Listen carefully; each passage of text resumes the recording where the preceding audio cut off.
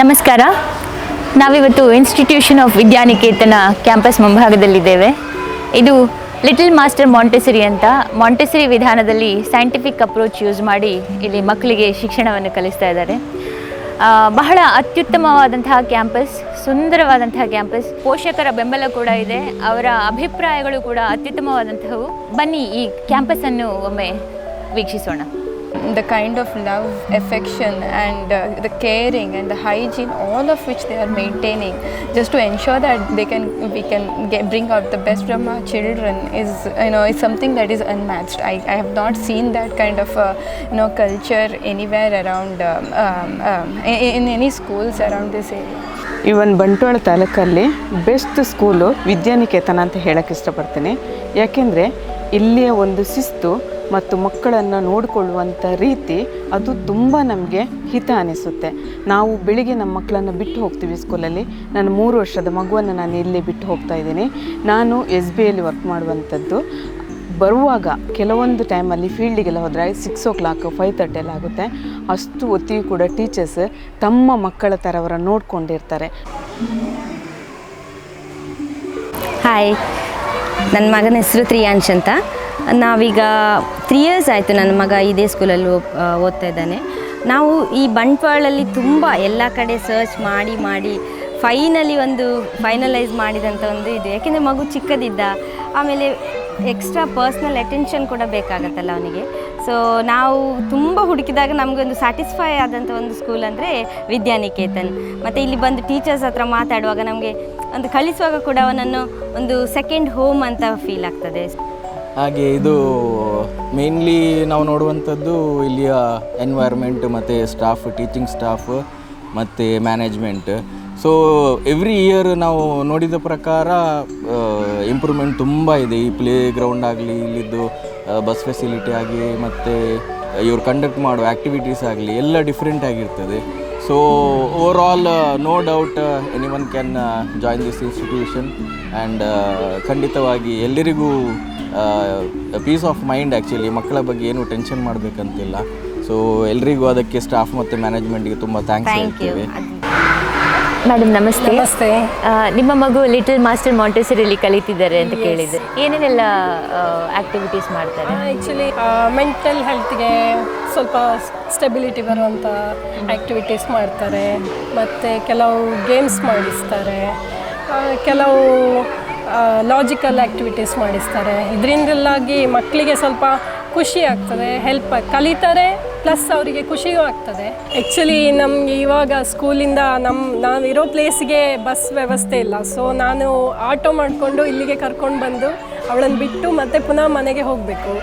So ಇಷ್ಟು ನಮಗೆ school ಇಷ್ಟ ಆದದಕ್ಕೆ ನಾವು ಅಷ್ಟು ಹಣ ಖರ್ಚು ಮಾಡಿ ಅವಳನ್ನು ಇಲ್ಲಿ ಬಿಟ್ಟು ಮತ್ತೆ ಹೋಗ್ತಾ ಇರೋದು.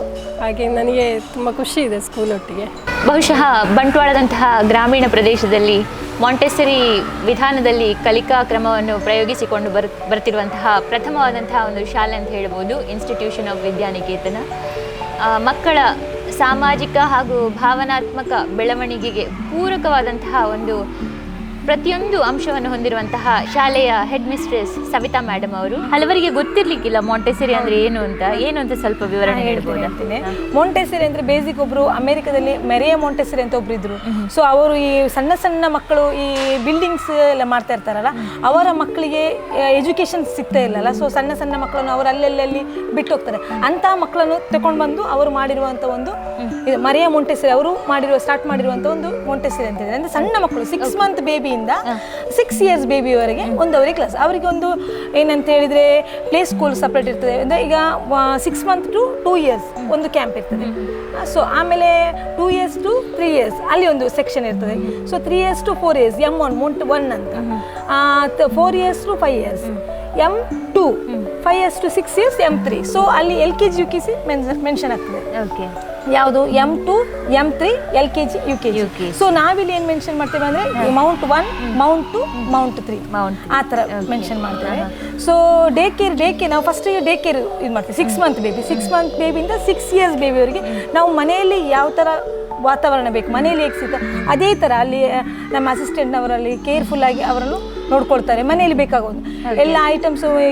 ಕನ್ವೆನ್ಷನಲ್ ಮೆಥಡ್ಗಿಂತ ಈ ಮಾಂಟೆಸರಿ ವಿಧಾನ ಏನು ಅದರದ್ದು ಉಪಯೋಗ? ಇಲ್ಲಿ ಜಾಸ್ತಿ ನಾವು ಮಕ್ಕಳಿಗೆ ಅವರ ಹ್ಯಾಂಡ್ಸ್ ಮೂಮೆಂಟ್ಸ್ ಎಕ್ಸ್ಪೀರಿಯನ್ಷಿಯಲ್ ಎಲ್ಲ ಪ್ರಾಕ್ಟಿಕಲ್ ಆಗಿ ನಾವು ಅವರಿಗೆ ಮಾಡಿ ತೋರಿಸ್ತೇವೆ ಮಾಂಟೆಸರಿ. ಬಟ್ ಬರೀ ಟೀಚಿಂಗ್ ಒಂದೇ ಇರೋದಿಲ್ಲ ಇಲ್ಲಿ, with activity with teaching. Minimum ಒಂದು ಕ್ಲಾಸಲ್ಲಿ ನಮ್ದು 25 ಸ್ಟೂಡೆಂಟ್, ಒಬ್ರು ಟೀಚರ್ ಒಬ್ರು ಅಸಿಸ್ಟೆಂಟ್ ಆ ಥರ ಇರ್ತೇವೆ. ಅದು ಏನು ಹೇಳ್ತಾರೆ ಏಜ್ ವೈಸ್, 6 ಮಂತಿಂದ 2 ಇಯರ್ಸ್ವರೆಗೆ ಒಂದು ಏಜ್. ಅಲ್ಲಿ ಸಹ 20ಗಿಂತ ಜಾಸ್ತಿ ಸ್ಟೂಡೆಂಟ್ ನಾವು ಹಾಕೋದಿಲ್ಲ. ಸೊ ಅಲ್ಲಿ ತುಂಬ ಡೇ ಕೇರ್ ಮಕ್ಕಳು ತುಂಬ ಕಡಿಮೆ ಇರ್ತಾರೆ. ಆಮೇಲೆ ಪ್ಲೇ ಗ್ರೂಪಲ್ಲಿ ಹಾಗೆ 20 ಸ್ಟೂಡೆಂಟ್ ಅಲ್ಲಿ ಸಹ ಅಂದರೆ 2 ಇಯರ್ಸ್ ಟು 3 ಇಯರ್ಸ್ ಅವರ ಕೇರಿಂಗ್ ಹೇಗೆ ಮಾಡಬೇಕು ಅದಕ್ಕೆ ಎಕ್ಸ್ಟ್ರಾ ಟ್ರೈನ್ ಆದವರು ಇರ್ತಾರೆ. ಸೊ 3 ಇಯರ್ಸ್ ಟು 4 ಇಯರ್ಸ್ ಅದು ನಮ್ದು ಇಲ್ಲಿ 47 ಸ್ಟೂಡೆಂಟ್ ಇದ್ದಾರೆ. ನಾವು 2 ಬ್ಯಾಚ್ ಮಾಡಿದ್ದೇವೆ. ಈಗ ಇದಕ್ಕೆ ಶಿಕ್ಷಕರಿಗೆ ಅದಕ್ಕೆ ಅಗತ್ಯವಾದಂತಹ ತರಬೇತಿ ಮೊಂಟೆಸರಿಗೆ ಆದ ಟ್ರೈನ್ ಆದ ಟೀಚರ್ಸನ್ನೇ ನಾವು ಇಲ್ಲಿ ತಗೊಂಡು ಬರ್ತೇವೆ. ಬೈ ಚಾನ್ಸ್ NTT ಆಗಿ ಬಂದ ಟೀಚರ್ಸ್ ನಾವಿಲ್ಲಿ ಟ್ರೈನಿಂಗ್ ಕೊಡ್ತೇವೆ.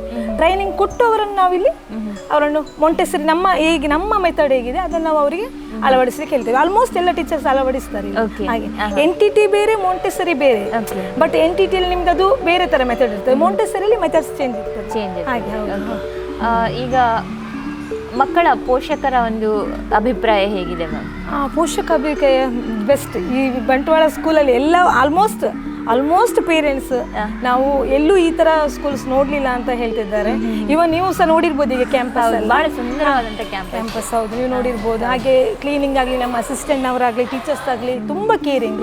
ಈಗ ಟೀಚರ್ಸ್ ಮತ್ತು ಅಸಿಸ್ಟೆಂಟ್ಸ್ ರೇಷಿಯೋಸ್ ಹೇಗಿದೆ ಮ್ಯಾಮ್ ಈಗ ಮಕ್ಕಳಿಗೆ ಮತ್ತು ಟೀಚರ್ಸಿಗೆ? ಅಂದರೆ ಎಷ್ಟು ಜನ ಮಕ್ಕಳಿಗೆ ಎಷ್ಟು ಟೀಚರ್ಸ್ ಇದ್ದಾರೆ? ಈಗ 25 ಸ್ಟೂಡೆಂಟ್ಸ್ಗೆ ಒಬ್ಬರು ಟೀಚರ್ ಇರ್ತಾರೆ, ಒಬ್ಬರು ಅಸಿಸ್ಟೆಂಟ್ ಇರ್ತಾರೆ. ಬಟ್ ಪ್ಲೇ ಸ್ಕೂಲಲ್ಲಿ ಮಾತ್ರ ಒಂದು 3 ಜನ ಅಸಿಸ್ಟೆಂಟ್ ಇರ್ತಾರೆ, ಟೀಚರ್ಸ್ ಒಬ್ರು ಇರ್ತಾರೆ. ಸೊ ಅಲ್ಲಿ ಅಂದರೆ ಜಾಸ್ತಿ ಕೇರಿಂಗ್ ಇರ್ತದೆ. ಸೊ M1ನಲ್ಲಿ ಒಬ್ಬರು ಟೀಚರ್ ಒಬ್ಬರು ಅಸಿಸ್ಟೆಂಟ್, ಅಂದರೆ 25 ಸ್ಟೂಡೆಂಟಿಗೆ ಒಬ್ಬರು ಟೀಚರ್ ಒಬ್ಬರು ಅಸಿಸ್ಟೆಂಟ್. ಈಗ ಒಂದು 6 ಮಂತ್ ಬೇಬಿ, ಈಗ 2 ಇಯರ್ಸ್ ಆಗಿದೆ ಮಗುವಿಗೆ. ತುಂಬ ಅವ್ರ ಪೇರೆಂಟ್ ಹೇಳ್ತಾರೆ ನಮಗೆ ಯಾವ ಮಾರ್ನಿಂಗ್ 8 o'clock ತಂದು ಬಿಡ್ತಾರೆ ಅವರು, ಈವ್ನಿಂಗ್ 5:30 ಬಂದು ಕರ್ಕೊಂಡು ಹೋಗ್ತಾರೆ. ಆ ಮಗುವಿಗೆ ಇದೇ ಒಂದು ಮನೆಯ ವಾತಾವರಣ. ಮಾರ್ನಿಂಗ್ 8 o'clock 8:30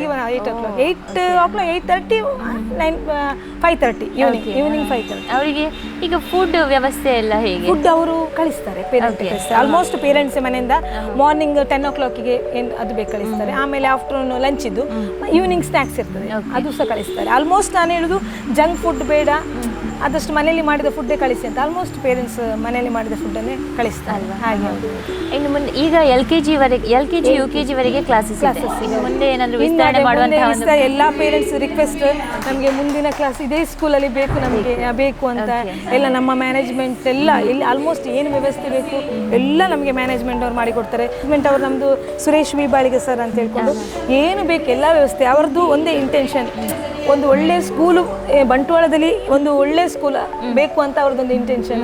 ಹಾಗೆ ಅವರು ಅದಕ್ಕೆ ಸಂಬಂಧಪಟ್ಟ ಏನು ಬೇಕು ಎಲ್ಲ ವ್ಯವಸ್ಥೆ ಮಾಡಿಕೊಡ್ತಾರೆ.